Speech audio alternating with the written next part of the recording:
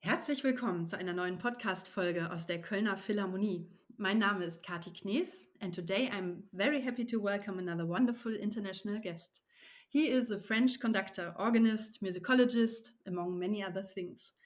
Welcome and bienvenue, Sébastien Daucé. Bienvenue. I'm really happy to talk to you, Sébastien. In Germany, we say Tausendsasser. In English, it's jack of all trades. In French, you probably say multitalent. You're such a versatile musician, conducting, playing, writing, planning, organizing. When you look back, what came first? I don't know. I think I had a good appetite. I like good fruits. I like good recipes. I like, I like searching. So when I see what happened the last 10 years, I think I had the chance to to make many things possible. So it's I'm happy with that. When you were a child, what fascinated you in music first? When I was a child, I didn't have music. I didn't have music. It was not in my scope. I'm from the countryside. I'm from Brittany, and there was no music at all. There was just one thing that was like a dream when it appeared in a church. That was the organ. And each time we went in holidays with my parents, we visited churches, cathedrals, and I always stopped like a stone in front of the great organ. So maybe it's the real very beginning of something. But I started to practice music as a child at the only at the, when I was 10 as a singer child, and I really studied music from 15. So it's not a usual path for a professional musician. And then you decided to go further and to study music. Yeah, from the moment I chose that, it was the definitive choice. So when I was 15, I went to the conservatory, started all that I should have learned before, solfeggio and all this kind of thing. And I started organ as not as a beginner, because I started myself in my room with an organ my parents bought to me. And when I arrived to the conservatory, it was not as the very beginner. It was as someone who has never played organ but who can play the trio sonatas by Bach. It was something not so easy to deal with my professor at this time, but yeah, it was the beginning like that. And when you came to Lyon, did you have the wish to have an own ensemble someday? It was not before the when I arrived in Lyon. It was to learn, to discover, to meet people, and the idea of an ensemble. It's strange, but came from a frustration.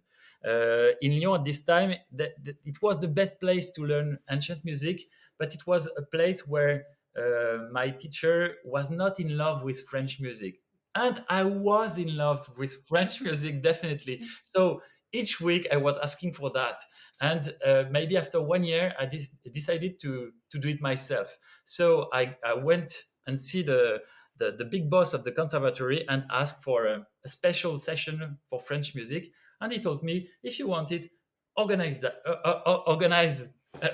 this session. So yeah, the very beginning of the ensemble, before the ensemble, was the idea of learning, discovering, and to do it with my friends at the conservatory. And we invited a great organist, Emmanuel Mondrin, to learn with him. So we had some sessions like that, and it was so special. It was I loved the idea of gathering around me. I loved the idea of organizing a project, of choosing the music, of, yeah, of course, deciding many things, but also making a project possible for friends who wanted that, like me. But yeah, I had maybe the I don't know, the energy to do that. So it was the very beginning of an ensemble, because many musicians we were in this project at this time, that's something like 15 years ago,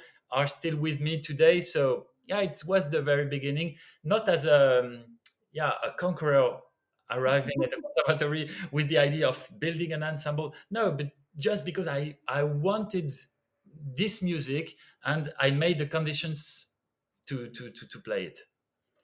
And now that you're on stage with your Ensemble Correspondance, you not only direct and conduct, but you also play. And do you even feel closer to the music if you conduct and play at the same time? Yeah, this is the thing I really love, because something, being conductor, what is it only you with your little piece of wood in front of the musicians? Y- my way of being conductor is larger, because it starts maybe 3 or 4 years before a project, before the first rehearsal. uh, I read the music, I choose the music, I write the music, I made the edition, I complete the music sometimes. There is a big preparation before the first rehearsal, and the rehearsal for me is uh, talking to the musicians, of course, is showing with hands, of course, but it's also playing, because many things you can explain, you can show, you will find with your playing, and if the other musicians hear you, they will understand uh, other things. So I like this idea of yeah, sort of multitask conductor, but yeah, it's also a way of being close to the musicians. I'm not different. I'm just playing my part, and the concert is mainly that. You can make people believe that you are the one by who the music happens, but you are just one between the others during the concert. Yeah, your role before with the rehearsals is more important, because you are driving the rehearsal, you are conducting the rehearsal. But during the concert, yeah, you can just show and make musicians remember what you said during the rehearsal. But yeah, if you do more, it's just for theater. Yeah, I understand. You're just one piece, like everybody else, in the moment of the concert.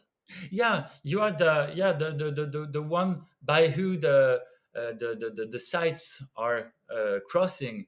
You are the one who decides when you breath, and everybody breath together. But yeah, this is your role. It's not so important than we could imagine. uh, yeah, maybe it's 2% of your role during the concert. The rest is before, and is very much more important.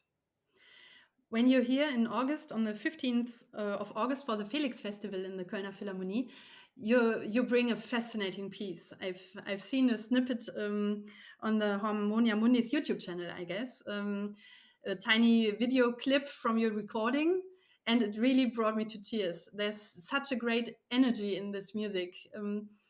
Can you tell me how you discovered this piece? Um, the beginning of Correspondance is around French music, 17th century French music. So this is our really core of repertoire. But for now, for 6 or 7 years, I started to read English music. The very beginning was for Lucille Richardot, who is one of our main singers, and we had to prepare for her a project for Harmonia Mundi. And I was thinking, she's so clever, she knows everything, so I have to find some music she doesn't know yet, just to interest her, and yeah, to make this project something special. So I started to read 17th century English music, and I was horrified, because I discovered I didn't know myself anything about this music. Yeah, I know two sonatas by Matthew Locke. I knew some pieces by Laws, but it was nothing. So I was thinking, I'm just an ignorant for all the music before Purcell. So I started to read, I started to work, and I discovered a lot of things that would suit perfectly to Correspondance. So this was the beginning, and I was especially interested in Matthew Locke, because I think he's one of the greatest genius of the 17th century in England, and is not so well known, at least in France. And I was working on the theater music, as I thought it was something special. At the moment, I was looking for uh, uh, inventing a show that would consider music, theater, dance, settings, costumes, etc. But this recipe shouldn't be the opera. So I fell in love with one of the first works by Matthew Locke, which is Cupid and Death. And this is a masque. This is not an opera. This is a masque. So the genre is, the recipe is totally different. And yeah, we made this show, and the music was something so strange. Before the show, I was thinking, I'm not sure, because the music is so strange. How will musicians appreciate that, and how will the audience understand that? But we took the risk, and it was a great success. We played it in Schwetzingen some weeks ago, and I love this music. I love this the fancy of this music, and I started to work a lot on Matthew Locke. And at the end of his life, we had this special work, Psyche. And yeah, when I read that, it it's nothing that we already know. It's not like Lully opera. It's Whereas the libretto is the same. It's not like Italian opera. It's not like a mask. It looks sometimes like a mask, but it's not a mask. So the recipe was new again. So that was the beginning of this love story. And do you think you present a French way of playing Matthew Locke? Or do you try to find a way to express yourself with English music? I don't know, because each time I tried to play not French music in a not French style, everybody comes to me at the end of the concert and say, "Oh, this music is fantastic! I never heard this music like that. It's like Marc Antoine Buxtehude." It's. I think I consider the music as a new repertoire, but my identity is something that I can't decide. I'm French, as something in the brain that is French. So probably when I do French music, that sounds normal, and when I play German music, the audience still recognize some French style in it. So it's not a choice. It's a fate. A big German newspaper actually called you the white hope of French music once. Do you still have the feeling the world doesn't really know about the beauty of French music? I don't know. It's strange, because you, in every country in the world, you have specialists, ultra specialists. When you go to China, and you give a lecture about the French ballet under Louis XIV, you still have three people very interesting, very specialist, knowing everything on this subject. When you go to Japan, you have super specialists of French music. When you go to Kansas City, it is the same. So you have in every country very interested people, French music lovers, and you have still many people who doesn't know this music. Probably French music is not so a commercial music as Lully, Charpentier are well known, but you won't have a big success in box office with this kind of music. So yeah, I don't know, but I always bet on curiosity. And yeah, I think we have the chance now, after 13 years of correspondence, that people have a certain trust in me. So when I come with something new, they think, we don't know that, but maybe correspondence has good choices before, so let's go. And yeah, this is my hope, we can keep that. And if you look at your the sound of Ensemble Correspondance now, did it change a lot during the last 13 years? I think it changed for something, because at the very beginning we were a small group, around 15, 20 musicians, and we played mainly French sacred music. So we developed a sound especially for this kind of music. We had many steps during these last years for the sound. For instance, when we started to work on ballet music, we had a new kind of sound possible. When the violins are for 5 years working with the same flutist, the same violinist, working on the perfect ornaments together, on the perfect way of playing together.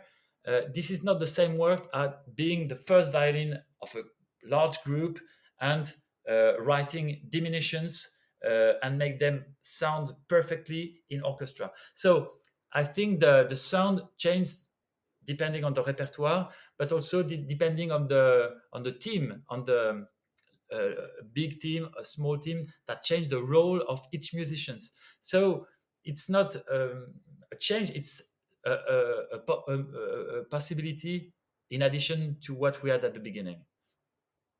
You play a lot in sacred places like churches, small churches, big churches. What do you like about playing in the Kölner Philharmonie? What is different?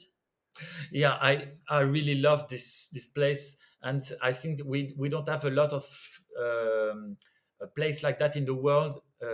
This is big, but the sound is perfect everywhere. And secondly, we can play sacred music there because the sound is warm, large, and not too dry. It's not dry at all, in fact. So this is, for us, it's a big pleasure, because sometimes when you play in a church, it's like something frustrating, because when you are in rehearsal you ask so precise things to the musicians, they work so precisely, and when you arrive in a church it's like a woo woo woo. So for us it's okay, but for the audience sometimes we feel that something is not communicated. So what I love in the Kölner Philharmonie is this idea of a beautiful sound, but also a lot of details. If you want to hear precise things, you will get them.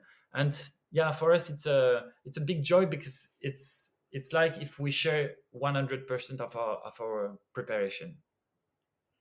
Yes, and if you look back to the last year when you were also invited to the Felix Festival, what is different this year sound-wise? Yeah, I think the last year was a so exceptional project that we can't compare, because we were moving. We had a lot of processions. We had the children. Yeah, it maybe it's. I don't want to disappoint, but it will be more a normal concert for the looking.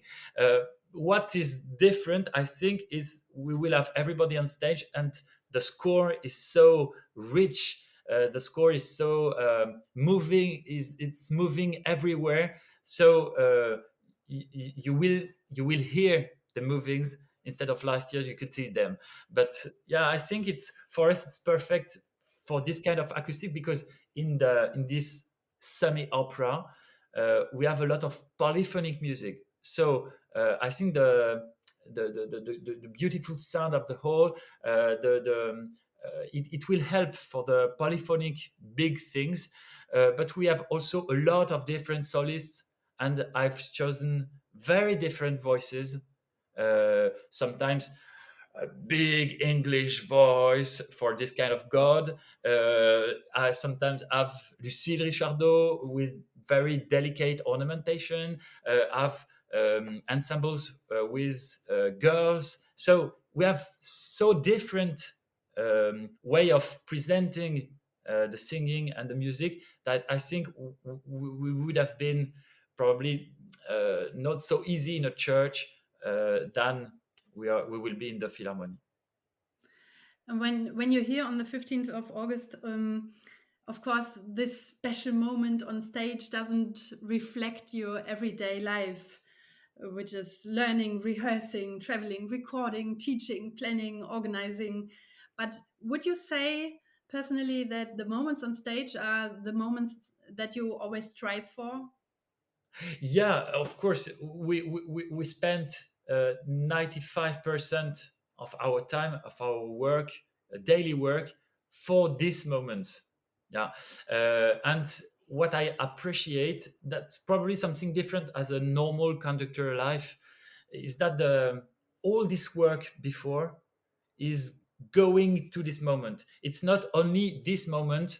Today I arrive in Berlin, 2 hours rehearsal, then concert tonight, then tomorrow going to London, 2 hours rehearsal, concert tonight, then going to. This is a non-stop stage life. And I think I wouldn't be so happy that I am today, because now I'm working a lot before and waiting, constructing this moment. And yeah, I can't say I'm never on stage. We probably have 60, 70 concerts a year, but this is only 60, 70 concerts a year. So you can see that we still have 250 days working for it. So this is something special, because I also like the time before, with the musician alone. It's just moments just to prepare and make this moment on stage very exceptional each time. And you've shown me the partitur. There's so much paperwork you have to do, so much learning and reading. Do you really need the silence between the rehearsals? Do you sometimes need the time just with you and the music and the quietness? Yeah, it depends on what I have to do, but uh, when you have to prepare a score, like the bike tour we will have this summer, I was working on it just before. It's okay to work in a train. It's okay to work in a semi-silence, because your mind is on the score and it's already prepared. You have already all the scores uh, together. So it's different than if I have to work on psyche at the very beginning. For instance, I have to reconstruct the work, because we have only 50% of this original work. So we were missing a lot of music. So these moments of searching, rewriting parts, thinking who will sing this kind of thing, but after this kind of things, all this core preparation needs, yeah, to be calm, silent, and probably not just on a train for 2 hours.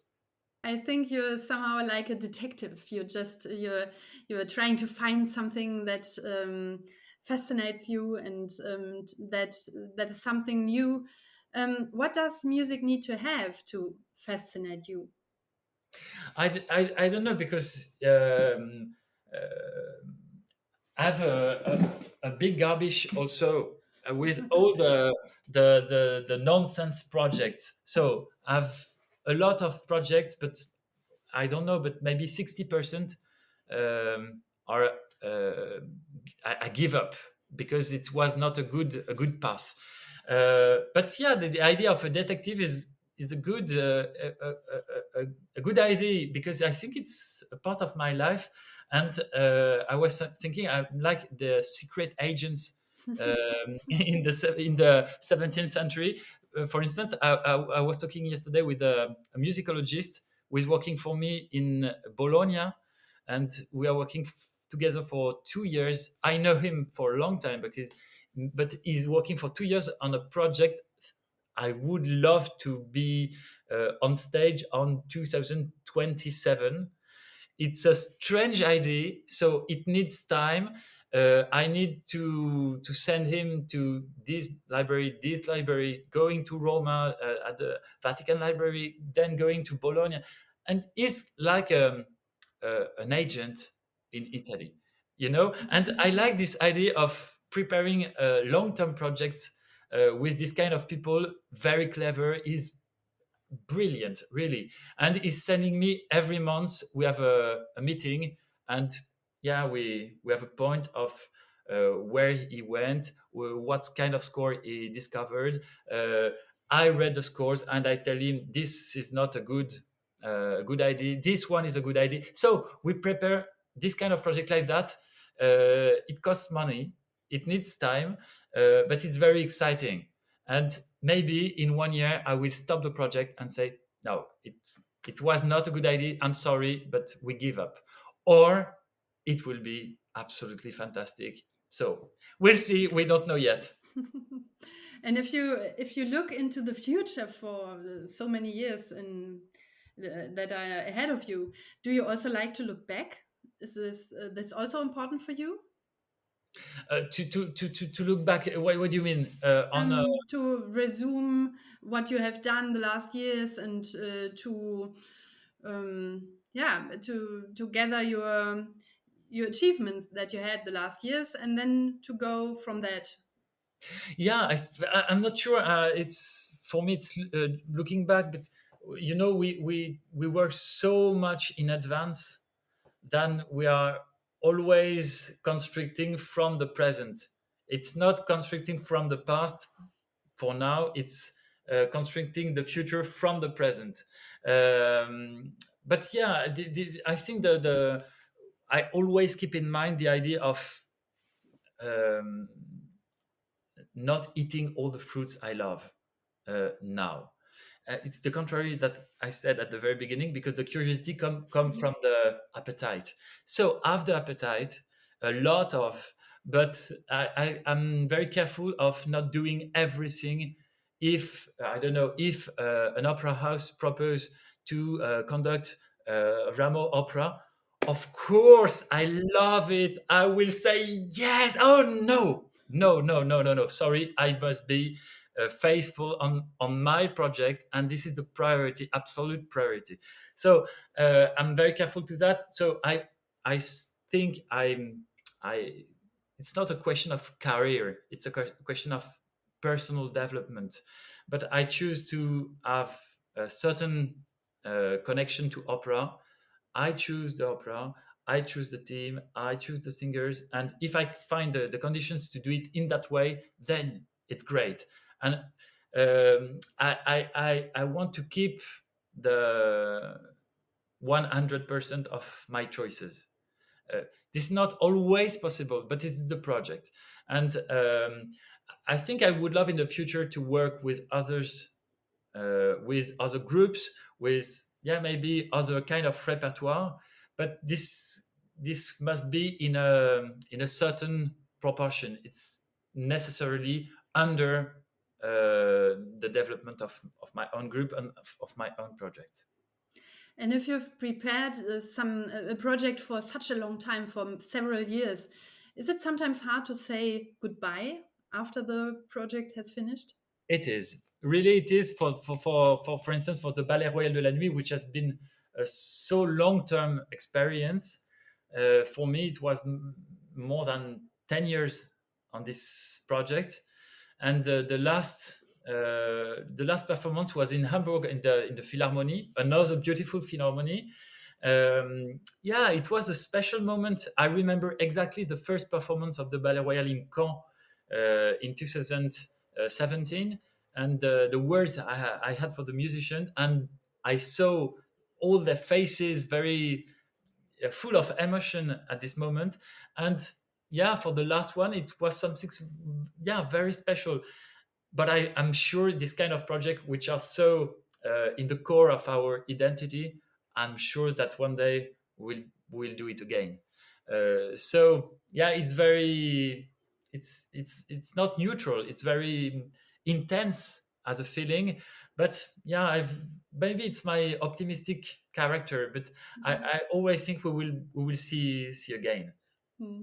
Is it the same with Psyche, that you have the feeling that this music will be with you for the next years? yeah it's also special when we record a project. There is something that stays after a big investment of all the musicians on this music.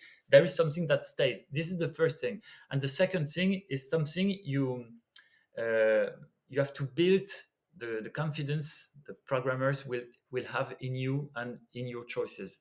And clearly for Psyche, I have an idea it will happen, but I don't know when. But when I told Harmonia Mundi, the first programmers that invited us with this music, they didn't know it at all. So it was clearly a big risk they took for that. But my idea was to play it in concert, to make people discover that this music is something absolutely inventive, full of colors, and something we don't know, whereas it's as interesting as interesting as personal music. And the idea is to build this this truth, this confidence with me, with this music, and one day making it appear on stage. I would love to have an opera with actors, with singers, with an orchestra in a pit, with psyche, because this is something we have never seen before on stage. And we're in 2023, we all talk about the renew of opera, what will be the future of opera. I think it's this kind of work is an answer, because it will show something new on stage. So let's wait. Yeah, we are excited with you, special agent for Baroque music, and we are really excited for having you here for the Felix Festival on the 15th of August. And thank you so much for your time, Sébastien. It was Thank a you. pleasure talking to you. Merci beaucoup. Pleasure too. Merci beaucoup. Et au revoir. À bientôt. Das war wieder eine Podcast-Folge aus der Kölner Philharmonie. Mein Name ist Katherina Knees und ich sage au revoir und bis bald.